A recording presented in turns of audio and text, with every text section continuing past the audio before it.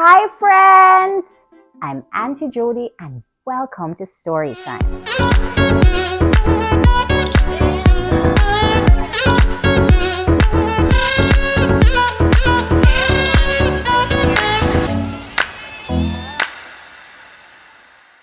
Today I have a funny bedtime story for you and 4 tips that will make bedtime easier. Now, before we jump into all of that, let's do the story time song and you can sing along with me. Story time, story time, story time. Story time, story time, story time. When Aunty Jodi begins to talk, I don't want to squawk and squawk. I want to listen. I want to learn. Story time. Get your blanket.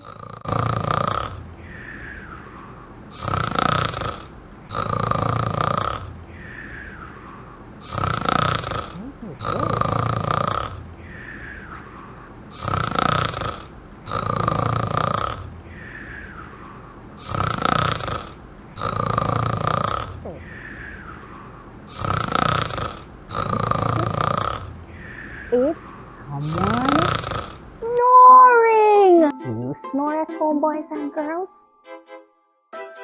Is there anyone who snores at your house? Today's story is Roar of a Snore by Marsha Arnold. Pictures by Pierre Pratt. The sky was dark, the stars were bright. Each huffle fast asleep that night.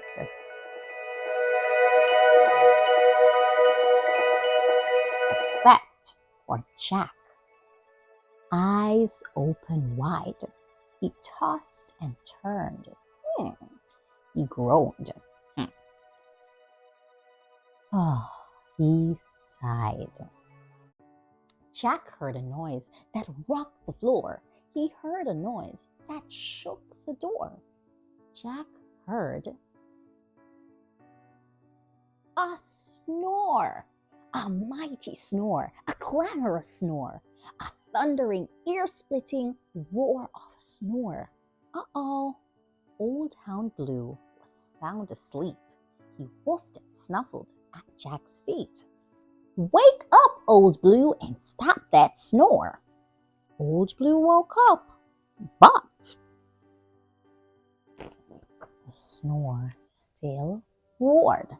So Blue and Jack went searching. That's right, they searched to the left, and they searched to the right, they searched up, and they searched down. You can help them to search too. Let's search to the right and search to the left. Let's search up and let's search down. Across the hall slept Mama Gwen. Her huffs and puffs made curlers spin. Wake up, Mama Gwen, and stop that snore. Mama Gwen woke up, but the snore still roared. So Blue and Jack and Mama Gwen went searching. Get ready, boys and girls. They searched to the right and they searched to the left. They searched up and they searched down. Sweet baby Sue slept one door down. Her high-pitched voice made curlers spin. Wake up, baby Sue, and stop that snore. Baby Sue woke up, but the snore still roared. So Blue and Jack and Mama Gwen and Baby Sue went searching. They searched right and they searched left. They searched up and they searched down. Way downstairs in his favorite chair, Papa Ben snored like a grumbly old bear. Wake up, Papa Ben! and stop that snore. Papa Ben woke up. But guess what, boys and girls? The snore still roared. So who is snoring? Let's find out. So Blue and Jack and Mama Gwen and Baby Sue and Papa Ben went searching. They searched right and they searched left. They searched up and they searched down. In the old porch swing slept the Huffle twins. Josie Joe wheezed out and Jenny Jen wheezed in. Wake up, you two, and stop that snore. The twins woke up, but the snore still roared.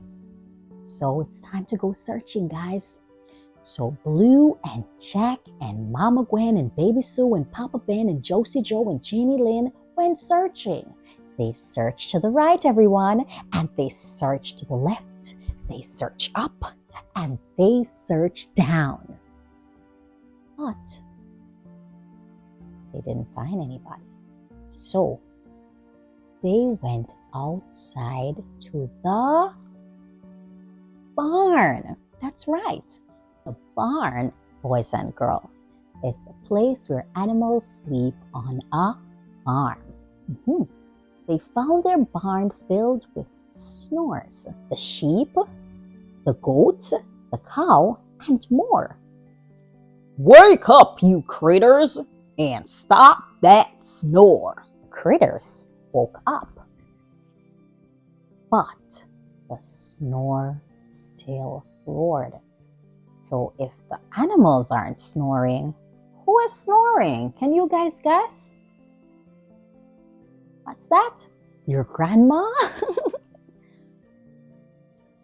The neighbors? The postman? Let's get searching, everyone. So Blue and Jack and Mama Gwen and Baby Sue and Papa Ben and Josie Joe and Jenny Lynn and the sheep and the cows and the goats, they went searching. They searched to the right and they searched to the left. They searched up and they searched down. Up to the loft, the Huffles climbed. Let's climb, everyone. That's right, up to the loft, the Huffles climbed. Let's climb. 1, 2, 3, 4, 5. To search together one more time. They searched the hay with drowsy eyes, and there they found Snore surprise! One lost kitten in the hay, snoring all his cares away. Can you guys believe it was a little teeny-weeny kitty cat like this making all that noise? Alfie horn-snuggled. He snores 3,000 times his size. Wake up, little cat, and stop that snore. The Huffles waited. The snore still roared. Now let him sleep, hushed Mama Gwen. He needs his rest. He looks done in. He's traveled far across our field, said Papa Ben. He needs a meal. He needs a home, said Baby Sue. Woof, woof, agreed Old Hound Blue. All the Huffles' eyes were fixed on Jack. Jack sighed. They grinned and looked right back.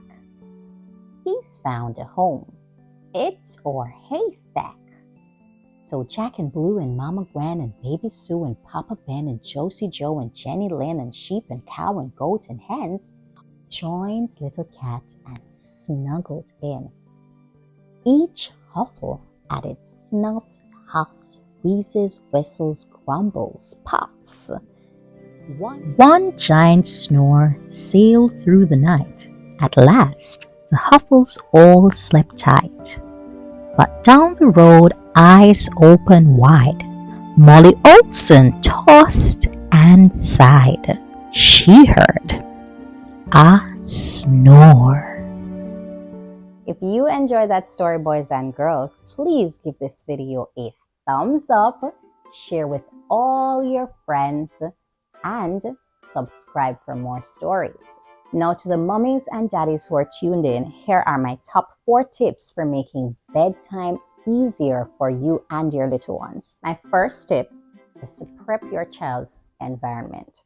Now, as adults, when we get home from a long day, we want to be in a comfortable space, we want to be we want to be in a clean and quiet space, and it's the same for our little ones.